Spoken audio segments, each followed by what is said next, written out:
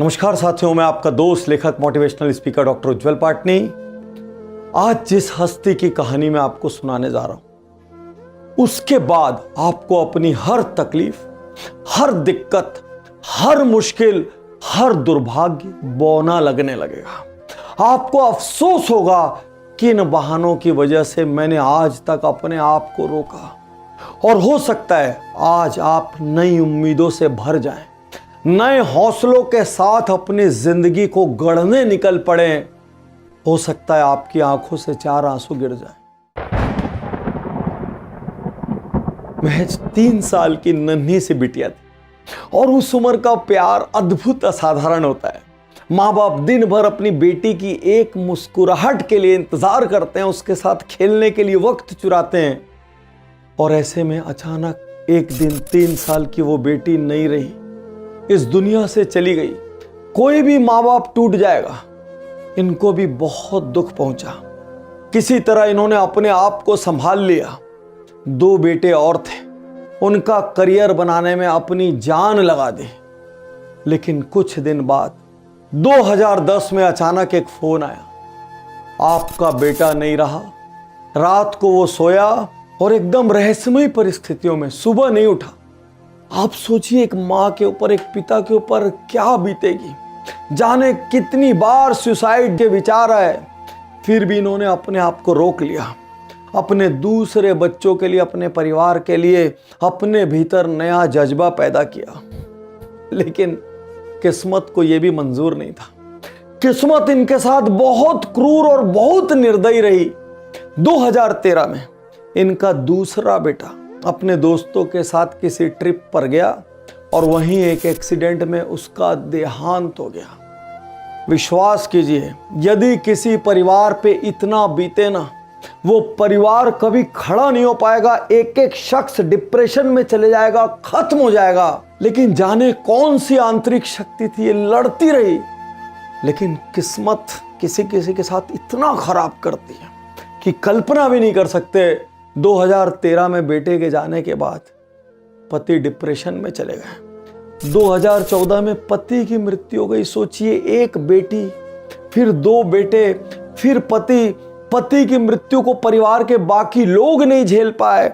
इस overall trauma से अगले साल मां चल बसी, छोटा भाई चल बसा और मानो दुखों का पहाड़ इस महिला पर टूट पड़ा। कोई सोच सकता है कि ये महिला एक दिन देश की सर्वोच्च महिला बनेगी? आज मैं बात कर रहा हूं भारत की राष्ट्रपति श्रीमती द्रौपदी मुर्मू की, जिनको सलाम करने का दिल करता है, क्योंकि ये मुझे राह दिखा रही हैं कि कितनी भी दिक्कतें आए जीवन में, उसके बाद भी जिंदगी को गढ़ा जा सकता है। कहानी यहीं खत्म नहीं हो रही है। आप इस कहानी को एंड तक सुनिएगा। मैं उनके पॉलिटिकल करियर में इंटरेस्टेड नहीं हूं। मैं एक पर्सनैलिटी के रूप में आपको बताना चाहता हूं, आपकी जिंदगी में कितना भी बड़ा दुख क्यों ना हो, आज इस क्षण के बाद उस दुख का, उस तकलीफ का, उस दुर्भाग्य का, उस नेगेटिविटी का अस्तित्व खत्म हो जाना चाहिए। क्योंकि मैं तो एक भी ऐसे परिवार को नहीं जानता जिन्होंने द्रौपदी मुर्मू जी जितना दुख झेला होगा। यदि ये वीडियो आप तक किसी के माध्यम से पहुंचा है तो उज्जवल पाटनी यूट्यूब चैनल तुरंत सब्सक्राइब करें। 400 से ज़्यादा वीडियो आपका इंतज़ार कर रहे हैं। और यदि डीप इमोशंस को महसूस करना हो तो स्पॉटिफाई डाउनलोड करें। हर उज्जवल पाटनी शो 48 आवर्स पहले स्पॉटिफाई पर आ जाता है। The motivation podcast by doctor Ujjwal Patni के नाम से। शायद ये सी कहानियाँ दिल के अंदर उतरने के लिए बनती हैं। जब राष्ट्रपति पद के लिए इनका नाम चला तो कुछ नेताओं ने कहा ये रबर स्टैंप है, कुछ नेताओं ने कहा ये स्टैचू है, कुछ ने कहा हमने तो कभी इनको प्रेस कॉन्फ्रेंस में बात करते नहीं सुना। अरे कुछ लोगों के शब्द नहीं बोलते, उनका काम बोलता है। कुछ लोगों के शब्द नहीं बोलते, उनकी जिंदगी बोलती है। एक छोटी सी बीमारी हो जाए, आदमी बैकफुट पर चला जाता है। घर में विवाद हो जाए, आदमी बैकफुट पर चले जाता है। ईडी सीबीआई की रेड से बड़े बड़ों के एथिक्स चेंज हो जाए। अरे घर में किसी की मृत्यु हो जाए, आदमी टूट जाता है, खत्म हो जाता है। ऐसे में यदि ये लेडी पूरे परिवार को खत्म होने के बाद भी खड़ी रही, लाखों करोड़ों लोगों का हौसला बनी, ये रबर स्टैंप और स्टैचू नहीं है, ये देवी है जिनके अंदर बेतहाशा आंतरिक ताकत है, शक्ति है, असली नारी शक्ति का सिंबल है। इनको सलाम करना चाहिए जो इतने आघातों के बाद भी नहीं टूटी, क्योंकि मैं अपने आसपास किसी ऐसे परिवार को नहीं जानता जिन्होंने इतने आघात सहे हो, जिनके पास जानकारी जरा कम है। अरे प्रभु, 1 मिनट के लिए इनका बायोडाटा देखते हैं। भारत में, आजाद भारत में जन्म लेकर राष्ट्रपति बनने वाली पहली महिला हैं Shrimati Draupadi Murmu. First women president, scheduled tribe से बनने वाली पहली महिला है ये। पूरे ओडिशा से गवर्नर बनने वाली, विमेन गवर्नर बनने वाली पहली महिला है ये।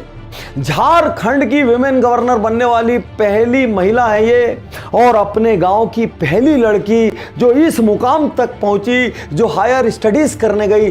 जाने कितने फर्स्ट हैं इनके नाम पर। और अभी जब मैं इनके स्कूल जाने की कहानी सुनाऊंगा, आपके कुछ और बहानों में आग लग जाएगी और फिर आप मेरे को बताना रबर स्टैंप स्टैचू है। उड़ीसा के मयूरभंज जिले के एक छोटे से गांव उबरवाड़ा में इनका जन्म हुआ, संथाल ट्राइब में। अब गांव में पढ़ाई की सुविधाएं नहीं थी, सिर्फ 7th तक पढ़ सकते थे। ये पढ़ाई में तेज थी, इन्होंने 7th तक अपने गांव में पढ़ लिया। अब इनको बहुत इच्छा थी, कुछ भी हो जाए मैं आगे पढ़ूंगी, क्योंकि जब तक लड़कियां पढ़ेंगी नहीं कुछ बदलेगा नहीं। यार, बड़ी सोच शहरों की मोहताज नहीं होती, बड़ी सोच बड़े पालन पोषण का मोहताज नहीं होती। एक छोटे से गांव में सीमित संसाधनों के बीच भी बड़ी सोच रखी जा सकती है, ये इन्होंने दिखाया। एक दफ़ा ऐसे हुआ कि वहाँ के मिनिस्टर वहाँ गांव आए थे, तो मेरे पिताजी ने बोले कि आप वो ऐसे तो मैं तो नहीं जा सकता हूँ, क्योंकि मुझे थोड़ा वहाँ जाना, क्योंकि ये पुअर है, वहाँ उनको बातचीत रहन सहन उनका थोड़ा डिफरेंस है, मैं नहीं जा पाऊँगा। आप जाइए, तुम जाओ और अपना सर्टिफिकेट उनको दे दो।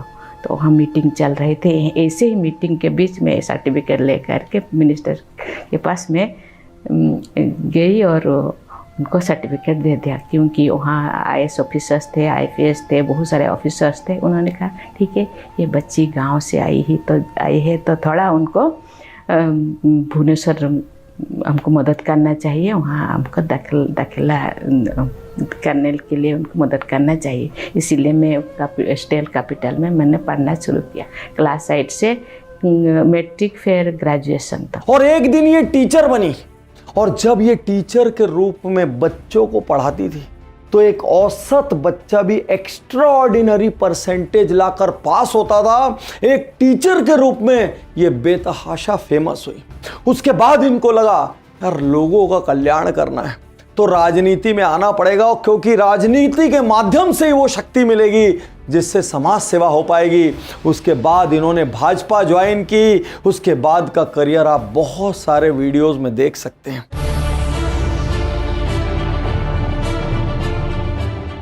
आज का ये उज्जवल पाटनी शो राजनीति की बात नहीं कर रहा है, ये एक महिला की शक्ति की बात कर रहा है, जो एक बहुत छोटे से गांव में बहुत औसत परिस्थिति में पैदा हुई, पूरा परिवार खोने के बाद देश के सर्वोच्च पद पर पहुंची।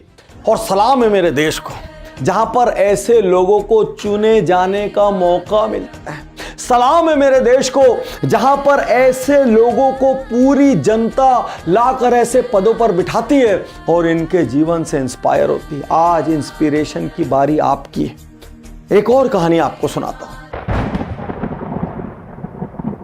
जब ये झारखंड की गवर्नर थी, उस वक्त वहां पर बीजेपी की सरकार थी और इनका भी बैकग्राउंड बीजेपी का था।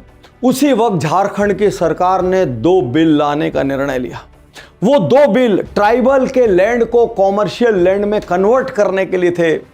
जब बिल गवर्नर के पास पहुंचे तो सबको लगा भाई बीजेपी, मूल रूप से बीजेपी से आई हुई गवर्नर है और ये तो साइन कर देंगी, कोई दिक्कत नहीं आने वाली। लेकिन उन्होंने उन बिलों को रोक दिया, उन बिलों को वापस भेजा, हस्ताक्षर करने से इनकार कर दिया। उल्टा सवाल किया क्यों लाया गया ऐसा अमेंडमेंट। पूरा देश चौंक गया, पूरा राज्य चौंक गया, किसी को ऐसी उम्मीद नहीं थी। लेकिन वहां पर इनकी शक्ति का डंका बज गया। कुछ लोग तो यहां तक भी कहते हैं कि पिछले चुनाव में भी ये राष्ट्रपति बन सकती थी, लेकिन चूंकि इन्होंने अपनी पार्टी का विरोध किया इसलिए नहीं बनी। आज जब मैं इस केस स्टडी को रिकॉर्ड कर रहा हूं, मेरे हाथ सिर्फ इनको सैल्यूट करने के लिए उठ रहे हैं, क्योंकि इतनी कठिनाइयां आने के बाद कोई जिंदगी को गढ़ सकता है, ये मेरी कल्पना के बाहर है। और आज इस क्षण मेरे मन में सिर्फ एक विचार है, क्या हम में से किसी के भी सामने कोई भी बहाना, मजबूरी या कंपल्शन होना चाहिए, या हमें इनके जीवन से सीखकर सब चीजों को एक किनारे छोड़कर किसी बड़े लक्ष्य की ओर बढ़ जाना चाहिए। और ये कहती हैं, बहुत असाधारण अद्भुत बात कहती है, मैं इतने संघर्ष से आई हूँ, शायद किसी के जीवन में मैं भगवान को प्रार्थना करती हूँ मेरे जैसा कठिनाई किसी के जीवन में न आए, लेकिन वो कोशिश करते रहे कि वो आगे बढ़े। और इनकी कहानी एक बात और सिखाती है कि आप महिला हैं, ये सोचकर न खुद को रोकें, न किसी के कहने पर रुकें, बल्कि दूसरों को प्रूव करके अपने आसपास वालों की हर राय को बौना कर दें। मैं ऐसे एक महिला हूँ, मैं अपने आप को थोड़ा इतना बढ़ चढ़ कर बोलना नहीं चाहती, लेकिन मैं गांव ऐसे कोई गांव नहीं मैं नहीं गई, ऐसे कोई हमलेट नहीं मैं नहीं गई मैं, क्योंकि वो ऐसे नहीं कहे कि ये तो महिला है क्या घूमेगा, ये बात मुझे अच्छा नहीं। सेल्फ रेस्पेक्ट मुझे बहुत मैं कॉन्शियस हूँ, सेल्फ रेस्पेक्ट, आत्मसम्मान।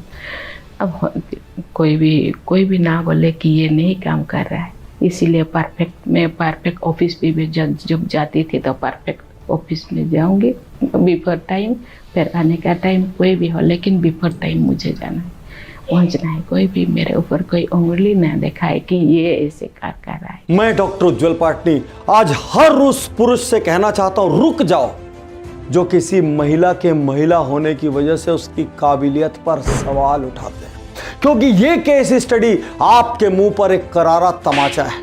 और मैं हर महिला से कहता हूं, इस केस स्टडी को बार बार देखना और अपने जीवन में घूम के देखना, क्या आपके जीवन में वाकई इस तादाद में ऐसे दुख है, और नहीं है तो आज के बाद कोई भी मजबूरी आपके पैरों की बेड़ियां नहीं बननी थी। शुक्रिया, धन्यवाद, थैंक यू।